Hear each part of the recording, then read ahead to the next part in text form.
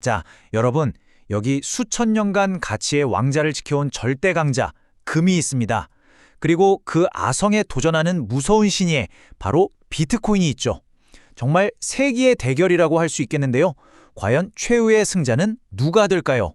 지금부터 두 선수를 링 위로 올려서 샅샅이 분석해 보겠습니다. 요즘처럼 경제가 불안하고 앞날이 불투명할 때 다들 이런 고민 한 번쯤 해보셨을 거예요. 내 소중한 돈 어디에 둬야 가장 안전할까? 전통적으로 사람들은 금을 떠올렸죠. 그런데 이젠 비트코인도 만만치 않은 대안으로 떠오르고 있습니다. 오늘 과연 궁극의 안전자산은 무엇일지 그 답을 함께 찾아보시죠. 자, 먼저 소개합니다. 챔피언, 무려 5,000년의 역사를 자랑하고요. 전 세계 중앙은행들이 금고에 쌓아두는 실물 자산, 바로 금입니다. 그리고 이에 맞서는 도전자, 등장한 지 이제 겨우 16년 됐지만 오직 디지털 코드로 그 가치를 증명하는 새로운 시대의 자산, 비트코인입니다. 정말 배경부터 너무 다른 흥미로운 대결이죠? 자, 그럼 본격적인 대결에 앞서서 선수들의 스펙부터 한번 비교해 봐야겠죠? 개체량 측정 시간입니다. 숫자로 직접 확인해 보시죠. 와, 먼저 금의 덩치부터 보시죠. 시가총액이 무려 25조 6천억 달러입니다.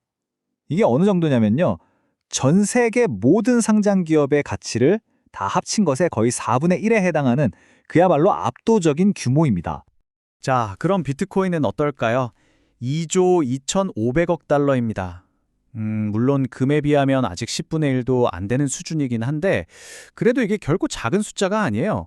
웬만한 나라의 전체 경제 규모를 그냥 훌쩍 뛰어넘는, 뭐랄까 이미 무시할 수 없는 거대 자산의 반열에 올랐다고 봐야죠. 이 두 자산의 가장 근본적인 차이점, 바로 희소성에서 나옵니다. 생각해보세요. 금은 우리가 계속 땅에서 캐내잖아요. 그래서 매년 1.7% 정도씩 아주 조금씩이지만 공급량이 계속 늘어납니다. 근데 비트코인은요, 이게 완전히 달라요. 애초에 설계될 때부터 딱 2,100만 개까지만 존재하도록 아예 코드로 못을 박아놨습니다. 그러니까 수학적으로 절대적인 희소성을 가지는 거죠. 그럼 실제로 어디에 쓰이는지도 한번 볼까요?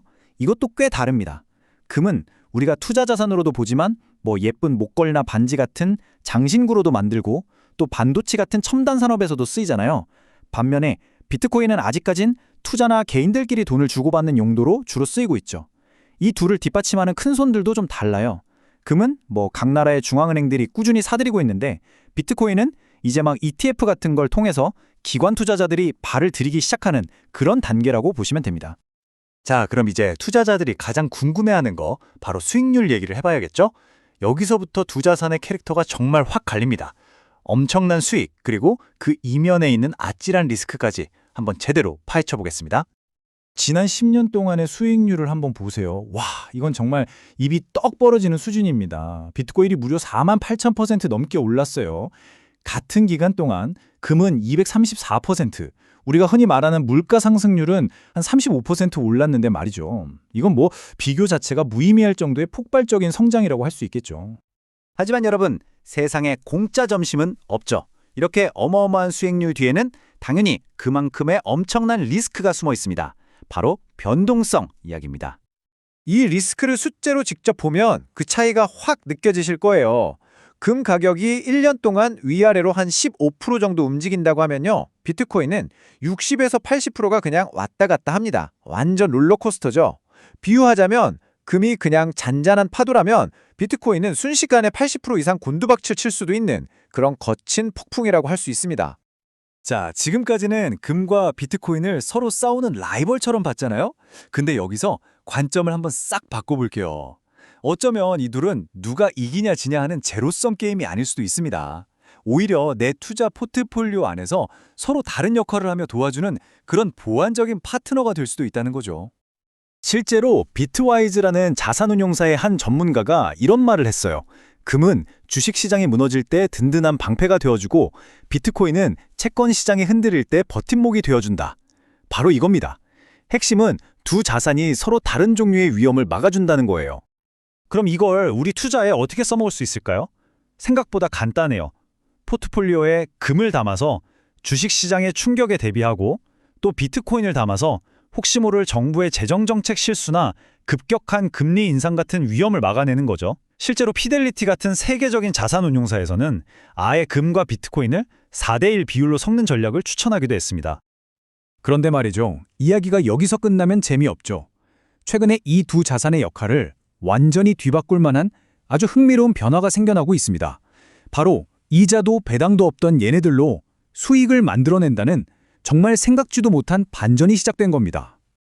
그 중심에는 커버드 콜이라는 전략이 있어요. 말이 좀 어려운데 제가 아주 쉽게 비유해 드릴게요. 자, 여러분이 아파트를 한 채 가지고 있다고 생각해 보세요. 이걸 나중에 얼마에 살 수 있는 권리, 일종의 쿠폰이죠. 이걸 다른 사람한테 파는 거예요. 그리고 그 쿠폰 값을 미리 받는 거죠. 물론 나중에 집값이 막 엄청나게 오르면 그 큰 수익은 포기해야 하지만 대신 그 쿠폰 판 돈으로 매달 꼬박꼬박 월세처럼 수익을 챙길 수 있게 되는 겁니다. 바로 이 전략이 이제 금과 비트코인에 적용되기 시작한 겁니다. YGLD나 MXII 같은 ETF 상품들이 바로 그런 것들인데요. 원래는 이자 한 푼 안 나오던 금과 비트코인을 가지고 꾸준한 현금 흐름을 만들어내고 있는 거죠. 심지어 세계 최대 자산 운용사인 블랙록까지 이런 상품을 만들겠다고 나섰어요. 이건 정말 중요한 신호입니다. 월스트리트가 이 자산들을 더 이상 단순한 피난처가 아니라 수익을 내는 자산으로 보고 있다는 뜻이니까요. 물론 여기에도 명확한 장단점이 있어요. 장점은 방금 말씀드린 것처럼 원래는 아무런 수익도 안 주던 자산에서 따박따박 현금이 들어오게 만들 수 있다는 거고요. 하지만 단점은 우리가 비트코인 같은 데 투자하는 이유, 바로 그 폭발적인 상승 가능성을 어느 정도 포기해야 한다는 겁니다. 한마디로 큰 성장을 좀 양보하는 대신에 안정적인 수익을 택하는 거죠. 자, 이렇게 금융시장이 계속해서 디지털화되고 새로운 아이디어들이 쏟아져 나오는 지금, 과연 수천 년의 역사를 가진 이 고대의 자산과 가장 현대적인 이 디지털 자산은 앞으로 또 어떠한 모습으로, 어떤 새로운 역할로 우리 앞에 나타나게 될까요? 정말 궁금해지지 않으세요?